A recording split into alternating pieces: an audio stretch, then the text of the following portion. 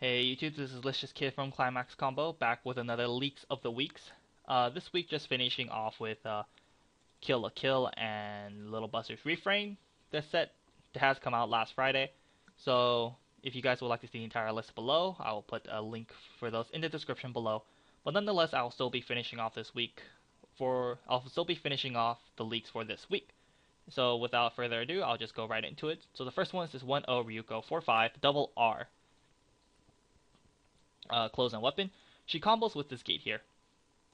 So when she attacks with the gate, she gets plus 4/5 power until the end of the turn. And she also combos with the gate. If you're pretty much when she attacks with the gate, and if you're level 2 and above, you can choose one card from your opponent's waiting room and put it back on top of his deck. Once again, the gate right here, Climax Rare. So I think this combo is actually pretty solid. Because when you play the gate, she gets plus 4/5 power, making her 9k. The gate itself will pump her up 1k, so she'll be 10k base with the climax, which is enough to kill most level 1s or at least force a backup of some form. Which is, pretty good. There's not much, I haven't seen much good 1-0s in the leaks, so I think this Ryuko is a pretty welcome addition, along with the fact that she combos with the gate and you're going to be running 4 gates probably anyway, so why not splash a couple Ryukos in there. And this effect also scales okay into the late game, seeing as, if you're a level 2 or above, you can choose a character, put it on top, making it that much harder for them to cancel her attack. And you can also do side attacking shenanigans, like, since she's only 1 soul base, you can like side a level 3, put a character on top, deal 0 damage. If you have another Ryuko, side, put another character on top, deal 0 damage. And yeah, and hopefully your last character can deal the 2 guaranteed damage, or, making it hard to cancel if you're swinging for 3 soul. So yeah, overall this Ryuko is a pretty solid card. Only problem is that it's double R, so it's going to be pretty tough pulling this along with the level 3 Ryuko.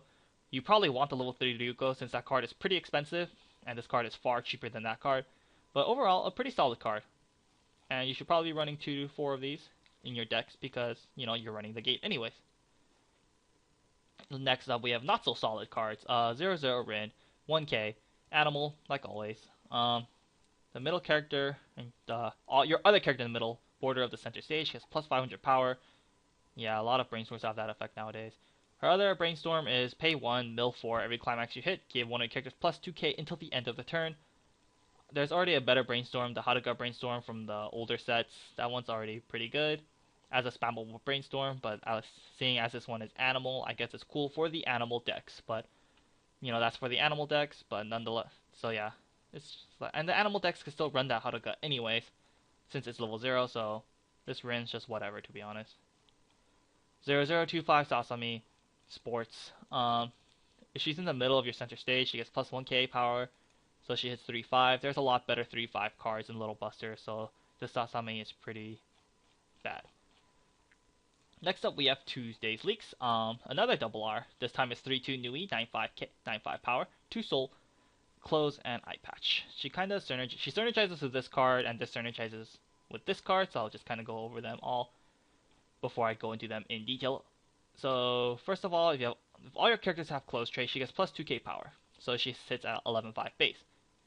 When she's played from hand to stage, you may choose opponent's level 2 or lower character, send it to the waiting room. If you do, your opponent chooses a level 1 or a level 0 or lower character from their waiting room and place it onto the original border of that character.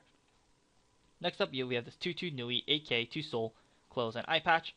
When she is front attacked, you may place this card into waiting room. If you do, bring out the level 3 Nui from your hand and put it to the original border of that card as the defending character. Lastly, is this event 1-2.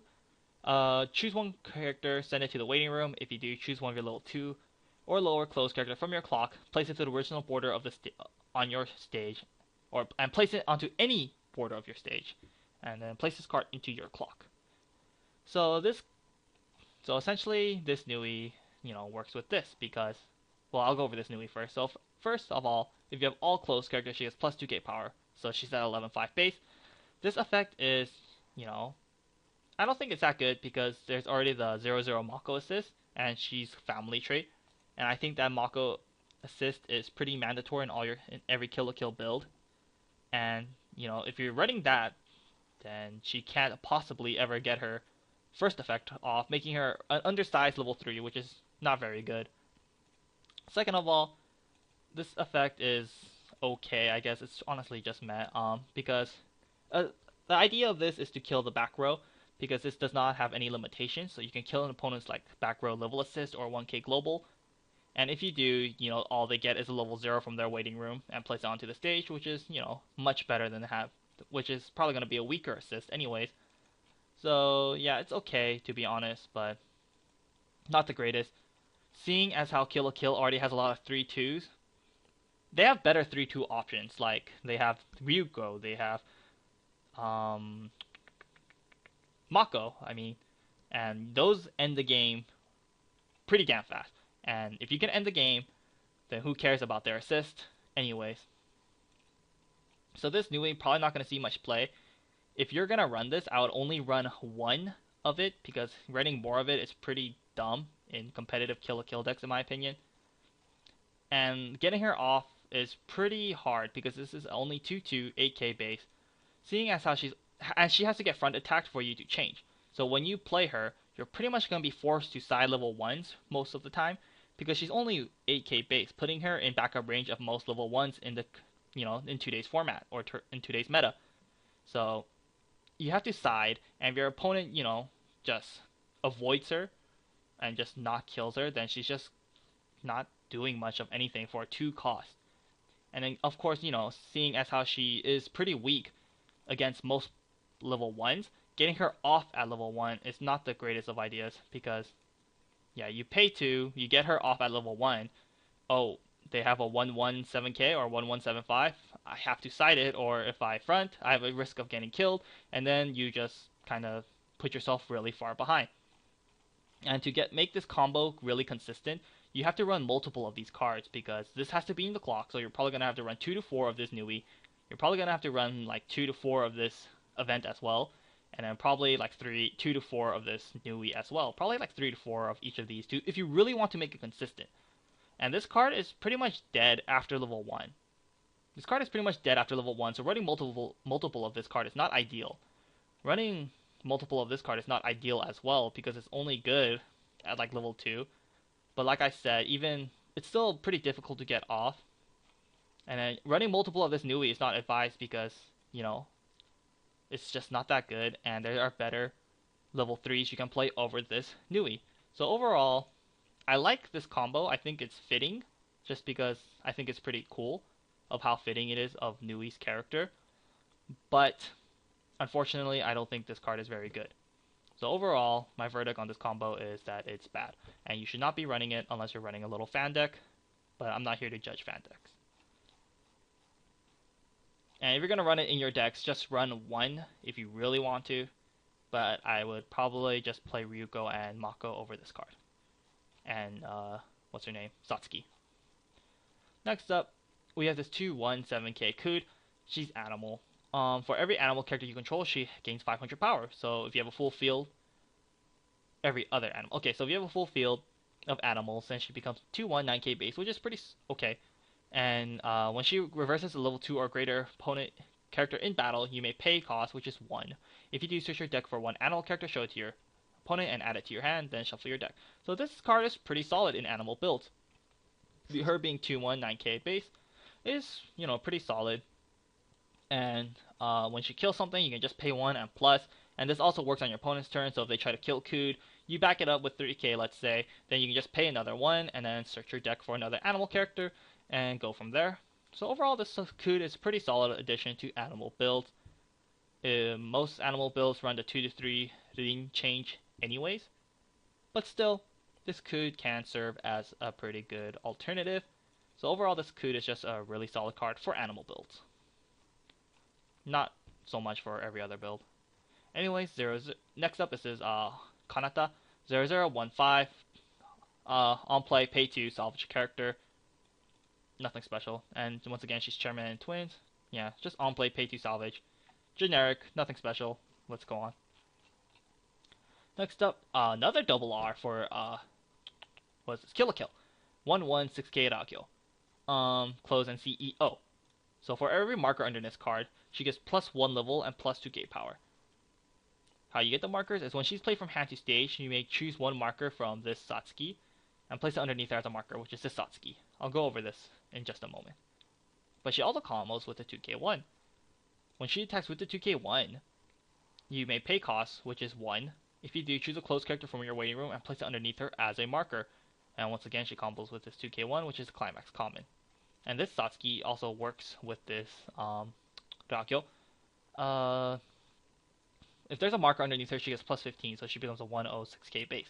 How she gets it is when she's played from hand to stage, choose a Junketsu from your waiting room, put it underneath her as a marker. So this card is okay. This Satsuki 10, she's pretty much 106k because with all this Junketsu stuff, I assume most Killa kill decks are gonna run 3 to 4, probably 4 Junketsus, just because of how dependent the cards are with it. So probably 3 to 4 Junketsus. You get this, by level 1, you may have clocked one, or you may have just hit one into the waiting room. Who knows? But her being 106k is okay. And before you refresh, you can just play the Satsuki as well, get the marker, and then attack, and then hopefully you refresh, and then that way you compress yourself by 1 pretty easily, and when she dies, you have an easy way to get a Junketsu for your level 3 Ryuko. So overall, this card is pretty solid. However, this card is not so solid because, okay, so she gets 1 marker, she becomes level 2, 8k, and seeing as she can get more markers, it just keeps getting worse. So she has 2, then she becomes level 3, 10k, and it just keeps going worse and worse from there.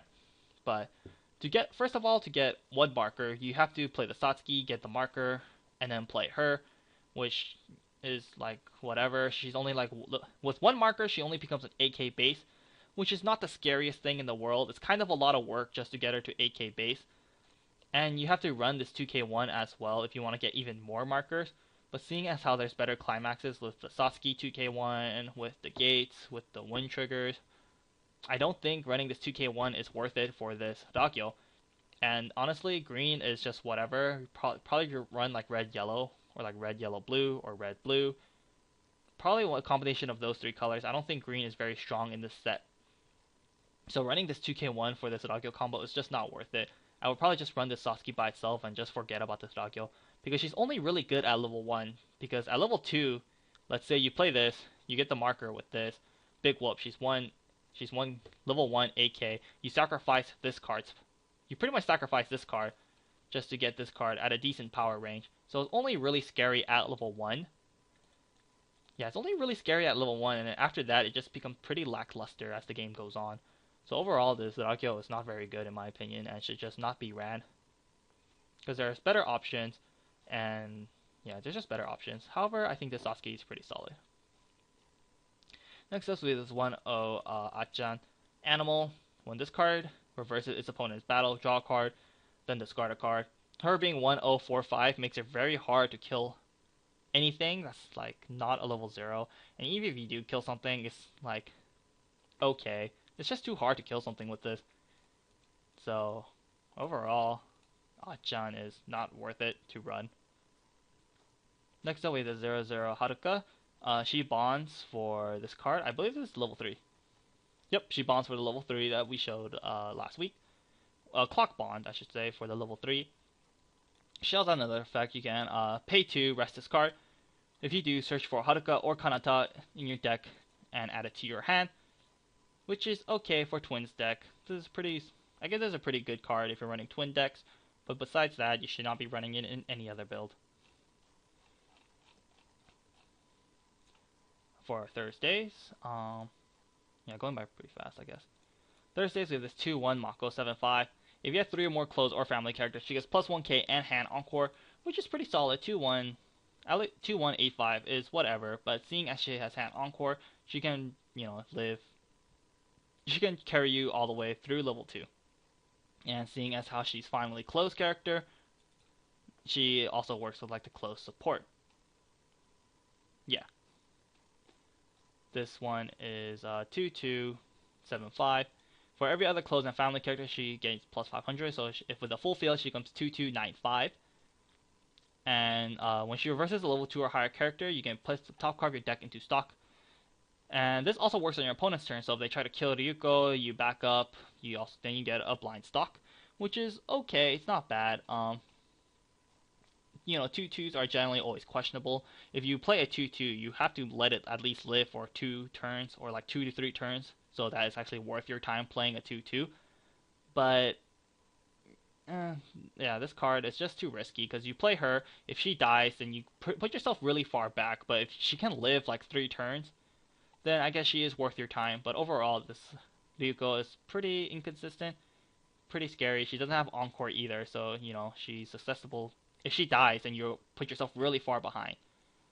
This Mako's okay. I mean, at least she has a marker. At least she has Encore. But if you're gonna rely on a 2/2 with Encore, maybe you should try out that blue girl from last week I talked about. I don't remember her name.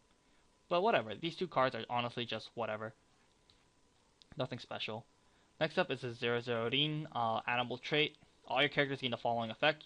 This character cannot side attack, but she can still side attack. So overall, this Rin is an okay 3/5, just because of the animal trait, and it's pretty cute. So this card is okay, to be honest, just for like animal builds. And yeah, because the other better 3/5 would probably be like the Haruka, I believe. Yeah, so overall this thing's just whatever. It's a cute card. Next up is this 1/1 event. You can choose a character with Haruka or Kanata in its name and place it into your clock. If you do, choose a character with Haruka or Kanata in your waiting room whose level is equal or lower than your own level, and place it to the any border of the stage, and it gets plus 2k until the end of your opponent's turn. Once again, this card is only really good for Twins deck, and the Twins deck is not the strongest deck in the world, so overall it's not very good. A lot of Twin stuff this week, I just realized. 1, 2, 3. Oh wow, everything has a Twins. Oh, never mind. Also Twin stuff, I just realized that. Anyways, finally, Friday's leak. Not that much, because Fridays, they usually just re-leak cards they've already shown. So that's why there's no little busters for Friday, because they just re-leaked the Saya, the Haruka, and the Sasami. Or not the Haruka, the Kanata, and the Sasami. And I already talked about those cards, so I'm not going to bother talking about them again. But lastly, we have the 0/0 Ryuko. She's 2k power. She has an on play. On play, you pay 2, and you get to search for the Red Gauntlet event. The Red Gauntlet is pay 2. Pay 2. Salvage 2 characters from your waiting room. It also came out on the TD. I think the art is different. Yeah, I think the art is different. Let me.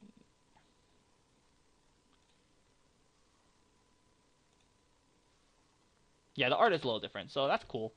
Anyways, on play, pay to search your deck for this gauntlet and add it to your hand. Red Gauntlet, and she has a spammable Brainstorm.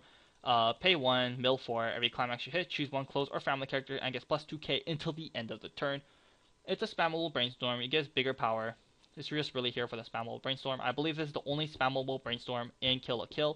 So if you like, so at least they got one, But her first effect is well, first I want to talk about Red Gauntlet. I think Red Gauntlet is going to be very vital to every Killa deck, seeing as how Killa is very hand dependent, or a lot of cards kill your hand in Killa, with like the Mako combo, with how if you want to get more markers on your level 3 Sats or your level 3 Ryuko, you have to sacrifice hand, and there's also like that free refresh card with the Mohawk guy. If you saw the entire list, there's this Mohawk guy. Anyways, that card also requires you to discard a card from your hand. So overall, I think Red Gauntlet is going to be very important in Killa decks. Pay 2 salvage is already pretty solid in itself, but seeing as how Killa is can kill your hand size very fast, I think Red Gauntlet is going to be pretty important in Killa decks, and I would recommend at least 2 in your Killa builds. Well, yeah, that's just my thoughts as a first opinion. I haven't played any, I haven't played tests with it, but we'll just have to see. So having a searcher for this event is pretty cool, but it's heavy because you have to pay 2, and you want to play the Gauntlet the same turn, you have to pay another 2, and that's really going to kill your stock. So I think instead of running this, instead of paying the 2, I think you should run a lot of Red Gauntlets to save yourself some stock. But seeing as how she's a spammable Brainstorm, you can just run one of her along with like if you want to smile with Brainstorm, you can just run one, and hey, who knows, maybe one day you really need to dig out a Climax from your stock, then you always have this effect to search out Red Gauntlet. So overall, a pretty solid card, just because I think Red Gauntlet is very important in Kill la Kill builds. And that is the leaks for this week. Not the most exciting leaks, just because, you know, everything cool has already been shown. The double R for greens are pretty lackluster in my opinion. The only really cool card house leak this week is this Ryuko, to be honest. And yeah, that's the leaks for this week. Hope you guys enjoyed it. My friend already bought 4 Kill la Kill boxes, and hopefully they will be coming in soon, so we can do an opening and have deck profiles and all that good stuff. So I hope you guys look forward to that. If anyone bought Little Buzzers Refrain boxes, can you guys tell me the double R ratio pools on these? Because I don't know, I can't get a real answer for the double R ratio in Kill la Kill or in Little Buzzers Refrain. I hear all these different things. But yeah, that's it for this week. I hope you guys enjoyed it. Like always, if you have any question or comments, please leave them below. Leave your thoughts on what you think about these cards. And yeah, until next time, guys.